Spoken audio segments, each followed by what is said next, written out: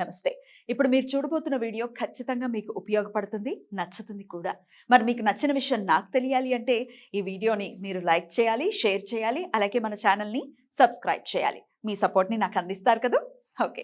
ఇప్పుడు వీడియోని స్టార్ట్ చేద్దాం. నమస్తే, వెల్కమ్ టు అవర్ ఛానల్. నేను పద్మిని. ప్రస్తుతం మనతో పాటు ప్రముఖ ఆధ్యాత్మికవేత్త, సన్ స్పిరిచువల్ సొసైటీ ఫౌండర్, సూర్య ఉపాసకులు విక్రమాదిత్య గారు ఉన్నారు. మాట్లాడదాం. నమస్తే సార్. సూర్యోస్మి అమ్మ. సార్, వెంకటేశ్వర స్వామికి సంబంధించి త్రైహానిక దీక్ష అంటూ మీరేదో చెప్పబోయారు లాస్ట్ ఎపిసోడ్ లో. మరి వివరంగా మాట్లాడుకుందామా? అవును, మాట్లాడుకోవాల్సినటువంటి అవసరం ఏంటి అసలు? అంటే మనకి ఇప్పుడు చూస్తున్నారు, రోజులు చాలా దారుణంగా ఉన్నాయి. భూకంపాలు కావచ్చు, అగ్ని ప్రమాదాలు కావచ్చు, వర్షాలు, వరదలు విపరీతంగా. మనకి ఇక్కడేమో ఎండలు మండిపోతుంటే మనకు వేరే స్టేట్స్లో బీభత్సమైనటువంటి వర్షాలు, వరదలు. దీని అంతటికి కారణం ఏంటమ్మా అంటే ఈ కలియుగంలో కలి మాయ అని మాట్లాడుకుందాం. అంటే కలి మాయ అంటే కలి మాయ చేస్తుంటే మనందరూ ఏం చేస్తున్నాం? చేతులు ముడుచు కూర్చున్నాం. మన ఇష్టం ఎదుర్కోగలమా? ఎందుకమ్మా? అప్పుడు ఎదుర్కోలేకపోతే ఇది కలిమాయ.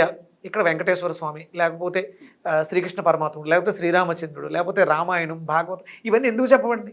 ఎదుర్కోవాలనే కదా. పరీక్షన్ మహారాజు లాంటి అంతటి గొప్ప వ్యక్తే కలి మాయకి లోబడిపోయాడు కదా. చచ్చిన పావం తీసుకెళ్లి మహర్షి మీద వేసేయటం, తద్వారా 7 రోజుల్లో ఆయనకు మరణం రావటం, భాగవతం వినటం, ఇదంతా జరిగింది. ఆయనకే తప్పని మనం ఎలా ఎదుర్కోగలం చెప్పండి? అదేనమ్మా. ఇప్పుడు అది ఏ యుగంలో జరిగింది? కలియుగం ప్రారంభంలో కదా జరిగింది. కలియుగం స్టార్ట్ అవ్వక ముందు అంటే త్రేతాయుగంలో ఇది అక్కడ ద్వాపర యుగం చివరిలో జరిగింది. కలియుగంలో ఇప్పుడు ఈ ఆధిపత్యాన్ని ఇచ్చింది ఎవరు? కలికి ఆధిపత్యాన్ని ఇచ్చింది. అవును, ఇచ్చింది ఎవరు? శ్రీ మహావిష్ణువే కదా ఇచ్చింది. ఆయన ఇస్తూ ఏం చెప్పారు? నువ్వు చేసుకుంటూ వెళ్ళు. కలి మాయకి కూడా లొంగని వ్యక్తులు లేరంటావా? వశిష్ఠ మహాముని లేరా? మహర్షులు లేరా? హిమాలయాల్లో ఋషులు లేరా? వీళ్ళందరూ ఎందుకున్నారు? ఇదంతా మనకి ఎందుకు చెప్పారు? ఇదంతా కలిమాయ అని ఎందుకు చెప్పబడింది? ఒరే బాబు, మీ మాయ మీ వెనకాల వస్తూ ఉంటుంది, కానీ నువ్వు చలించకు. రమణులు లేరా? ఎంతమంది లేరు? రాఘవేంద్ర స్వామి, మనకు వీళ్ళందరూ ఉన్నారు కదా. వీళ్ళందరూ ఎందుకున్నారు అంటే మనకు గుర్తు చేయడం కోసం ఉన్నారు. అలా అని చెప్పేసి మాయ కదా అని చెప్పేసి మన ఇష్టం వచ్చినట్టు వెళ్తూ ఉంటాం. దాన్ని ఎదుర్కొంటూ మనకు అందుకనే భగవంతుడి గురించి చెప్పబడింది, దుష్టశక్తి గురించి కూడా చెప్పబడింది. దుష్టశక్తి ఉందని భయపెట్టి వదిలేసిందా? నువ్వు దుష్టశక్తిని ఎదుర్కోవాలంటే ఆంజనేయ స్వామి దండకం చదువుకోమని చెప్పబడింది కదా. ఇవన్నీ మనకి ఎందుకు చెప్పారంటే మనల్ని మనం ఎన్లైట్మెంట్ చేసుకుంటాం. అంటే కలిమాయ కలి జరుగుతుంది అంటే 3 పాదాలు పూర్తయ్యేంత వరకు ఇలాగే ఉందాం. ఇప్పుడు ప్రస్తుతానికి ఆయన ఏదో అంటే ఈ కలి ప్రథమ పాదంలో వేసుకునే చెప్పులు, లెదర్ చెప్పులు ఏవో వేసుకుంటారు. 2వ పాదం వస్తువుల్లోకి ఆయన మొసలి చర్మంతో చేసిన చెప్పులు వేసుకుంటారు. 3వ పాదం వస్తువుల్లో కలి 3వ పాదం వస్తువుల్లోకి ఆయన ఆవు చర్మాన్ని చెప్పులుగా ధరిస్తారు. ఇక అది చాలా దారుణమైన పరిస్థితి. అంటే ఇవన్నీ చూస్తూ ఎదురు చూద్దాం. ఈ యుగం ఇప్పుడు మనకి 2023 నడుస్తుంది. 5000 సంవత్సరాల క్రితం ప్రథమ పాదం నడుస్తున్నాం. ఎవరు ఉంటాం అంటే అన్ని వేల సంవత్సరాలు మనం బ్రతకం. మనం బ్రతికే ఈ 60 ఏళ్ళలో, 70 ఏళ్ళలో, 80 ఏళ్ళలో ధర్మాన్ని పట్టుకుంటే ఆ కలి మాయలో పడకుండా, ఆ బాధలు అనుభవించలేకుండా భగవన్నామ స్మరణ చేసుకుంటూ హ్యాపీగా ఉండొచ్చుగా. కలి తన పని తాను చేసుకుంటూ వెళ్తూ ఉంటాడు, మనల్ని మభ్య పెడుతూ ఉంటాడు, మోసం చేస్తూ ఉంటాడు. కానీ మనం దైవ చింతనతో ఉంటే కలి నుంచి తప్పించుకోగలం కదా. దానికోసమే కదా శనేశ్వరుడు యొక్క బాధని తట్టుకోవడానికి నా భక్తులు నీకు ఇష్టమైనటువంటి నలుపు కానీ నీలాన్ని కానీ ధరించి నువ్వు 7.5 ఏళ్లలో పెట్టే బాధని 40 రోజులు దీక్షగా చేస్తారని అయ్యప్ప స్వామి మాటిచ్చారు కదా. అంటే ఇవన్నీ ఎందుకు చెప్పబడింది? సో ఎదుర్కోగలం అంటే ఇంకా నీకు ఒక రకంగా చెప్పాలంటే దేవతల కన్నా, యుగ పురుషుల కన్నా ఉన్నతులు ఎవరు అంటే మానవులే. మనకు అన్ని అర్హతలు ఉన్నాయి, శక్తులు ఉన్నాయి, వాళ్ళ దగ్గర వాళ్ళకి లేవు. వాళ్ళ పూజలు అవి చేయడానికి వాళ్ళకి అవకాశం లేకపోవచ్చు, కానీ మనకు అద్భుతమైనటువంటి అవకాశం ఉంది కదా.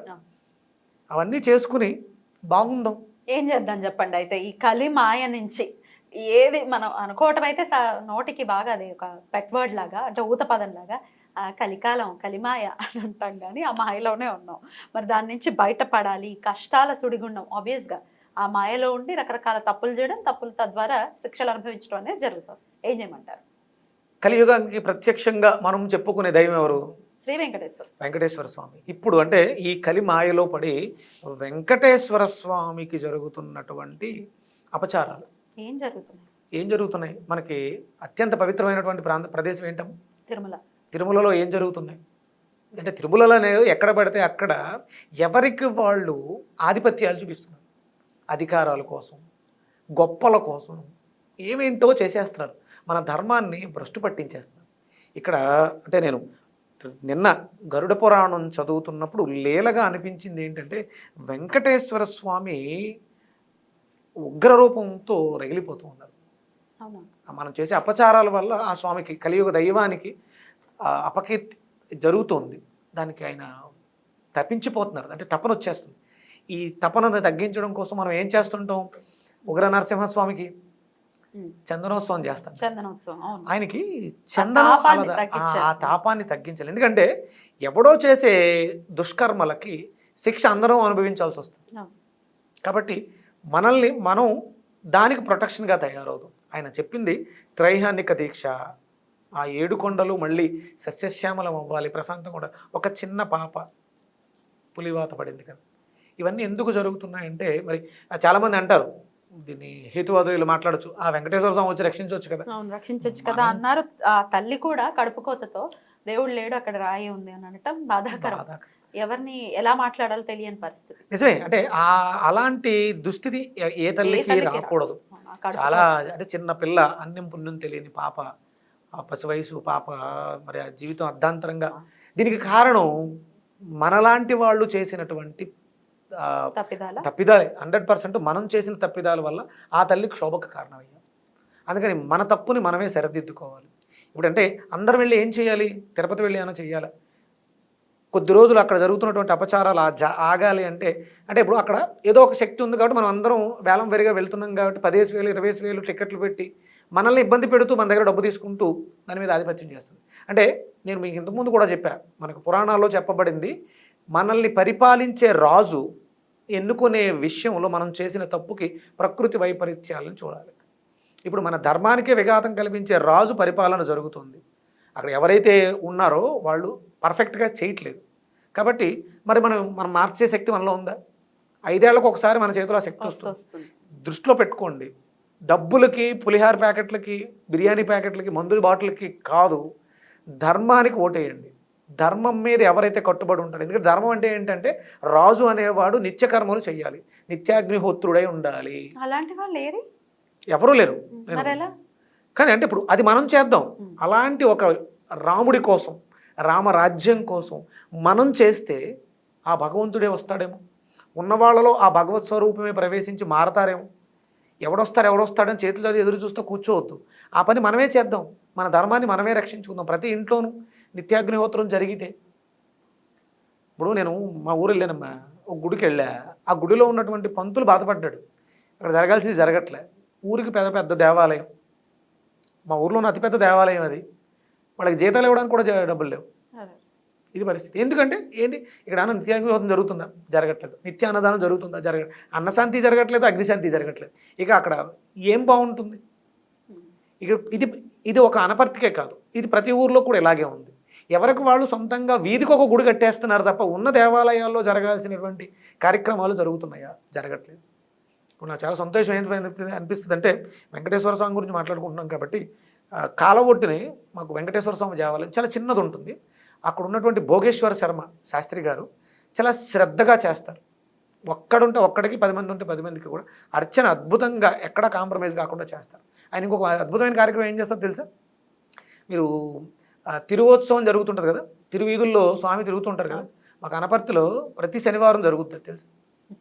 మొత్తం మీ ఊరంతానా? ఏదైతే దేవాలయం దగ్గర నుంచి రైల్వే స్టేషన్ వరకు వెళ్ళి ఒక వీధి ఇంచుమించు 3 గంటలు పడుతుంది. ఈ రోజుల్లో చేస్తున్నారా అది? ఆ తిరోత్సవం జరుగుతున్న ప్రాంతం అంతా కూడా ఇంతకుముందు వ్యాపారాలు బాగుండేవి కాదు, ఇది మొదలుపెట్టిన తర్వాత బాగుంది. ప్రతి షాపులోంచి వ్యక్తి వచ్చి స్వామివారికి ఏదో ఇచ్చి, కర్పూరం ఆరతిచ్చి, దండ వేసుకుని వాళ్ళ కృతజ్ఞతని తెలియజేస్తారు. అంటే మనం భగవంతుడికి ఎందుకు పూజ చెయ్యాలి అంటే కృతజ్ఞత. ఈ జన్మనిచ్చినందుకు, కాళ్ళు చేతులు ఇచ్చినందుకు, మాట్లాడడానికి ఇచ్చినందుకు, తినడానికి ఇచ్చినందుకు కృతజ్ఞత తెలియచేయటమే. ఇదేదో పూజ చేస్తే డబ్బులు వస్తాయి కాదు, ఇచ్చిన జన్మకి కృతజ్ఞత తీర్చుకోవడం. వీళ్ళు జరుగుతున్న వ్యాపారాలు బాగున్నాయి కాబట్టి స్వామి నీ రాకతో మా వ్యాపారాలు బాగున్నాయని కృతజ్ఞత చూపిస్తారు. అలాంటి స్థితి ప్రతి ఊర్లోనూ రావాలి. అప్పుడు వాళ్ళు వేరే ధర్మం వాళ్ళు ప్రతి ఆదివారం ఎక్కడ ఒక చోట కూటమిగా కూడి వాళ్ళలో ఉన్నటువంటి ఐకమత్యం మనలో ఉందా? ఆదివారం వస్తే మటన్ షాపుల దగ్గర, చికెన్ షాపుల దగ్గర ఏడుస్తున్నాం మనం. వాళ్ళు దేవాలయాల్లో వాళ్ళకి కేటాయించిన దేవాలయాల్లో గడుపుతున్నారు. మధ్యాహ్నం 1 గంట 2 గంటల వరకు ఉపవాస కుటుంబాలని చేస్తారు. శుక్రవారం వస్తే ఉపవాస శుక్రవారాలు చేస్తారు. ఎవడు మన దాంట్లో ఉన్నాడు? ఎవడికి వాడికి నాకు పేరు రావాలి, నేను ధర్మకర్తని, నాకు ఇది ఈ బోర్డు, ఇవి మనకని. అందుకని ఏంటంటే ప్రతి ఊర్లోనూ నేను గరుడ పురాణం చదువుతున్నప్పుడు నాకు లీలగా స్వామివారి ద్వారా చెప్పబడిన మాటలు ఏంటంటే, ఆయనకి చందనోత్సవం చేయండి, ప్రతి శుక్రవారం చందనాన్ని అల్లిది అలంకరించండి, స్వామిని చల్లబడతారు. అంటే మన దగ్గరలో ఉన్న వెంకటేశ్వర స్వామి గుడి మీ ఊళ్ళలో ఉన్నాడు. మనం తిరుపతిలో ఉన్నటువంటి వెంకటేశ్వర స్వామిని రక్షించుకోవాలనుకుంటున్నాం. మన స్వామిని మనం ఇదివరకట్లా చూడాలి అనుకుంటున్నాం. మనం ఇదివరకట్లా తిరుపతి వెళ్ళి ఆనందించాలనుకుంటున్నాం. అక్కడ జరుగుతున్నటువంటి అకృత్యాలు చూడలేకపోతున్నాం. వెళ్తాం అనేద్దాం. మన ఊర్లో ఉన్నటువంటి దేవాలయాల్లో కూడా ఇదే ఉన్నాయి కదా. అంటే ఆ స్వామిని మళ్ళీ మనం పొందడానికి ఉప్పు సత్యాగ్రహం లాగా ఇక్కడ మనం త్రైహానిక దీక్ష చేద్దాం. ఆ స్వామి లీలగా నాకు చెప్పిన మాటలు, చందనం శుక్రవారం చందనంతో అలంకరించండి, స్వామి శాంతిస్తారు. శనివారం ఉదయం అభిషేకం చేయించుకొని స్వామికి అర్చన చేయండి. ఆదివారం అరుణ హోమం, మహాసౌర హోమం చేయండి ఆ వెంకటేశ్వర స్వామి దేవాలయంలో. అంటే రోజు చేయడానికి, అంటే నిత్యం దీపారాధన పెట్టడానికి ద్రవ్యం లేదు, ఇవన్నీ చేయించడం ఎలా కదా. అందుకని ఎవరో ఒకళ్ళు ధర్మకర్త ధర్మంగా కర్తవ్యాన్ని తీసుకుని అరుణ హోమం, సౌర హోమం చేయించండి ఆదివారం. ఎందుకంటే వెంకటేశ్వర స్వామికి చాలా ఇష్టమైనటువంటి దైవం సూర్యనారాయణమూర్తి.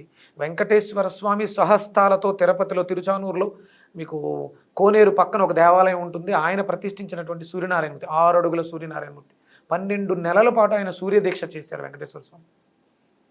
అరుణహోమం ఎక్కడైతే జరుగుద్దో అక్కడ అద్భుతమైనటువంటి ప్రాణశక్తి ఏర్పడుతుంది. మనం ఎవరి మీద యుద్ధాలు చేయక్కర్లేదు, మనల్ని భ్రష్టు పట్టించేస్తున్నారు అనక్కర్లేదు. మన పని మనం చేసుకుంటూ వెళితే ధర్మం ఆటోమేటిక్గా సస్యశ్యామలం అవుతుంది, అందరం రక్షింపబడతాం. ఖచ్చితంగా రక్షింపబడాలి.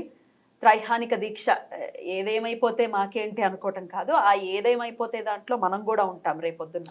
ఈ రోజు మనం జాగ్రత్త పడకపోతే ఈ రోజు మనం మన బాధ్యతని మర్చిపోయి గనక ప్రవర్తిస్తే అట్లీస్ట్ ఇదైనా రేపు 23-24 కాశీలో ఈ పీఠాధిపతులందరూ కలిసి ఇప్పుడు జరుగుతున్నటువంటి ప్రకృతి వైపరీత్యాలకి ఒక పరిష్కారాన్ని, అంటే మీకు నేను మొన్నే చెప్పాను, కేరళలో అనంత పద్మనాభ స్వామి దేవాలయంలో అష్టమంగళ ప్రశ్నని తీయడంతో దాంట్లో వచ్చినటువంటి ప్రశ్నలకు సమాధానాలు, ఇవన్నీ రాబోయే పెను ప్రమాదాలకి కారణం మనం చేస్తున్నటువంటి తప్పిదాలు. అందుకని అంటే ఆ ప్రమాదాల నుంచి మనం రక్షించుకోవాలంటే ఆ కలియుగ దైవం, ప్రత్యక్ష దైవం వెంకటేశ్వర స్వామి, అదొక శక్తి. ఆయన శిలారూపంలో నిలబడి లేడు, అక్కడ శక్తి ఉంది కాబట్టి ఆయనకు ఉన్నారు. ఆయన తిరుపతిలో నడయాడారు. కలియుగంలో ప్రత్యక్షంగా ఆయన పద్మావతీదేవిని పెళ్లి చేసుకుని కొండ మీదకి వెళ్ళి అక్కడ ఆయన అంతర్ధానం అయిపోయి ఆయన రూపం అక్కడ ఉండిపోయింది. అది నిజం. మనం ఏదో సొంతంగా తయారు చేసిన శిల కాదు, మన ఊర్లో ప్రతిష్ఠ చేసుకున్నటువంటి ప్రాణ ప్రతిష్ఠ చేసినట్టు శిలా వెంకటేశ్వర స్వామి కాదు, అదొక శక్తి. మనం చేస్తున్న తప్పిదాలకు ఆయన ఏమీ చేయకుండా చేతులు ముడుచుకుని కూర్చున్నారు అంతే. మనం తప్పిదాలు చేసి మన చుట్టూ అడ్డుకట్లు కట్టేసుకున్నాం. మనం అందులోంచి బయటకు రావాలి, ధర్మాన్ని కాపాడాలి, ధర్మాన్ని పడుకు. గోవిందానామ స్మరణకే అవకాశం లేదు. ఇది వరకు తిరుమలగిరులన్నీ కూడా గోవిందా గోవిందా అంటూ నామస్మరణ ఉంది. ఇప్పుడు ఉందమ్మా? ఎవరిని అనేవాళ్ళు ఉన్నారా? లైన్లో అనేవాళ్ళు ఉన్నారా? ఇది వరకు శుభ్రంగా లైన్లో ఆ స్వామిని దర్శనం చేసుకునేంత వరకు నామస్మరణ ఉందా? వినపడుతూ ఉండేది, మొత్తం యావత్ 7 కొండలు కూడా వినపడుతూ ఉండేది. ఇప్పుడు ప్రశ్నించండి. ధర్మాన్ని ప్రశ్నించకపోతే, అంటే అధర్మాన్ని ప్రశ్నించకపోతే ధర్మానికి మనం చేస్తున్నటువంటి తప్పు. ధర్మో రక్షితి రక్షిత. ఇప్పుడు మీరు ఇందాక అన్నారు మాకే అసలు ఇబ్బందికరమైన వాతావరణం ఉంది, ఆర్థికపరమైన ఇబ్బందుల్లో ఉన్నాం, మేము ఎలా చేయమంటారు, చందనం అని అంటున్నారు, హోమం చేయించమంటున్నారు, మేము కూడా పాలు పంచుకోవాలి అంటే ఏం చేయాలంటే ఏం చెప్తారు? ఒక దేవాలయంలో ఒక బ్రాహ్మణుడు ఉంటారు, బ్రాహ్మణోత్తములు ఉంటారు. మీరు జీతం ఇచ్చినా ఇవ్వకపోయినా ఆ స్వామికి సేవ చేసుకుంటే అలవాటు పడిపోయినటువంటి ప్రాణం అరుణ పారాయణం అయినా ఆయన చేయమనండి, ఆయన అరుణ పారాయణం చేస్తారు. ఇప్పుడు ఇంటింటికి మీరు చందనపు డబ్బాలు కోదు, చందనం ఇంటింటి నుంచి చందనం వెళ్ళాలి. మీ ఇళ్లలో ఉన్నటువంటి చందనపు రాళ్ళను బయటకు తీసి అరగతీయండి. అది మీ ఇంటికి కూడా మంచిది. స్వామివారికి ఇవ్వడం కన్నా ఇంకా ఇప్పుడు నువ్వేమి ఇవ్వలేవు. ఒక గంధపు చెక్కను అరగదీసి చందనాన్ని ఇవ్వలేవా? నీ ఇంటిలో నీ తోటలో ఉన్నటువంటి తులసి దళాలు పట్టుకెళ్ళి అర్చన చేయించలేవా? మీ దగ్గరలో ఉన్నటువంటి 4 చితికలు, అర్క సమిదలు, లేదా రావి, నువ్వు వెళ్ళి వేరే రావి చెట్టు కింద నిలబడితే రావి సమిదలు దొరుకుతాయి, ఒక 4 రావి సమిదలు, ఒక 2 ఆవు పిడకలు ఇవ్వలేవా? కొంచెం కర్పూరం ఇవ్వలేవా? అక్కడ ఎలాగో హోమగుండం ఉంటుంది. అంటే మనసుంటే మార్గం ఉంటుంది. ఇవన్నీ నేను చేశానమ్మా, నేను చేశాను కాబట్టి చెప్తున్నాను. నేను ఏమీ లేని రోజుల్లో ప్రతినిత్యము కూడా అగ్నిహోత్రం చేశాను. మహాసౌర హోమం 31 రోజు మన్యుషుక్త పారాయణ సహితంగా మన్యుషుక్త హోమం చేశాను. అందరం చెయ్యాలి, నిత్యాగ్నిహోత్రాలు జరగాలి. మీ ఊర్లు బాగుండాలి అంటే, మనం బాగుండాలంటే నిత్యాగ్నిహోత్రం, అన్నశాంతి జరగాలి, అగ్నిహోత్రం వెలగాలి. ప్రకృతి కార్బన్ డయాక్సైడ్తో నిండిపోయి ప్రళయంగా మారుతుంది. మార్పు రావాలి. ఒక స్పూన్ స్వచ్ఛమైనటువంటి ఆవు నేతిని అవిసుగా ఇచ్చావంటే 1 టన్ ఆక్సిజన్ ప్రొడ్యూస్ చేస్తుంది. రాబోయే పెను ప్రమాదం నుంచి మనకి నాసా అనౌన్స్ చేసింది, సూర్యుడి నుంచి ఒక పెద్ద ఫ్లేమ్, సోలార్ ఫ్లేమ్ ఒకటి రాబోతుంది, నాశనం చేస్తుంది అని. ఉష్ణైన శీతలం విన్నారు ఎప్పుడైనా? అక్కడ వచ్చే ఆ ప్రచండమైనటువంటి వేడిని తట్టుకోవడానికి ఇక్కడ నువ్వు అగ్నిహోత్రం చేసి ఒక అద్భుతమైనటువంటి జ్వాలను క్రియేట్ చేసి, స్వామి మేము చేసిన తప్పులను క్షమించు అని ఈ అగ్నిముఖంగా స్వామికి నమస్కారాన్ని తెలియజేయండి. స్వామి శాంతిస్తారు, ప్రమాదాలు రాకుండా అవుతాయి. ఆగాలి, ఖచ్చితంగా బాధ్యతాయుతంగా మనం ప్రవర్తించాలి, చెయ్యాలి. ప్రతి ఒక్కళ్ళు బాధ్యతగా తీసుకోండి. కొంచెం మాటలు హార్ష్గా అనిపిస్తాయి, ఎందుకంటే బాధ. స్వామి అలా చెప్పారు. స్వామి ఇంతకన్నా భగవంతుడే వచ్చి మాట్లాడితే ఇంతకన్నా దారుణంగా ఉంటుంది. ఎవరైతే ధర్మానికి విఘాతం కలిగిస్తున్నారో చూస్తూ ఊరుకోడు. ఒక్క అడుగు అలా పెట్టి తొక్కేటట్టు అయిపోతాం. చాలా జీవితాలు కనుమరుగైపోయినాయమ్మా. దయచేసి ధర్మాన్ని మనం ఒకసారి చరిత్ర తిరగేస్తే వెంకటేశ్వర స్వామితో పెట్టుకుంటే జీవితాలు ఎందుకు పనికిరావు. దయచేసి ధర్మం విషయంలో మీరు ఇలాంటి తప్పుదాలు చేయొద్దు ఎవ్వరూ కూడా, ప్లీజ్. ఎందుకంటే ఒక్కడితో పోదు అది. నా స్వార్థం కోసం, నా ఆనందం కోసం, లేదా మా అక్క కోసమో, మా చెల్లి కోసమో, మా అమ్మ కోసమో నేను ఇలా చేసుకుంటూ వెళ్తే మిగతా వాళ్ళందరూ కూడా నాశనం అయిపోతున్నారు కదా. అందరూ ప్రతి ఒక్కడి బాధ్యత, భారతదేశంలో జన్మ తీసుకున్నటువంటి మనందరి బాధ్యత. ఆంధ్రప్రదేశ్లో ఉన్నటువంటి అంటే తెలుగు వాళ్ళకి వరం, గర్వం భగవంతుడు వెంకటేశ్వర స్వామి. దేశ విదేశాల నుంచి వస్తుంటారు ఆయన దగ్గర కోసం. అలాంటి దాన్ని మనం కాపాడుకోలేకపోతాం. ఆలోచించండి, మన చేతుల్లోనే ఉంది.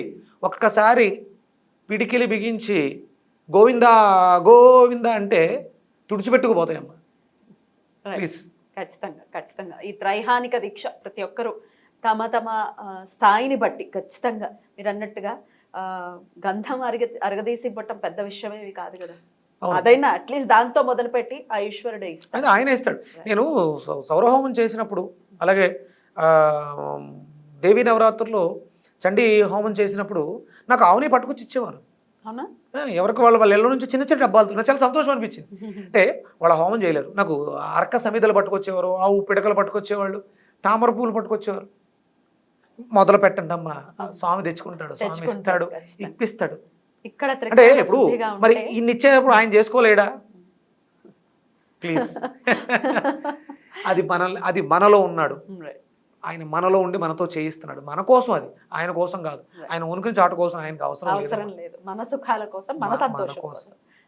చాలా బ్యూటిఫుల్ గా ఎక్స్ప్లెయిన్ చేశారు. ఖచ్చితంగా మార్పు వస్తుంది, చెప్పారు కదా, ఖచ్చితంగా మార్పు వస్తుంది. Thank you. నమస్తే. సూర్యోస్.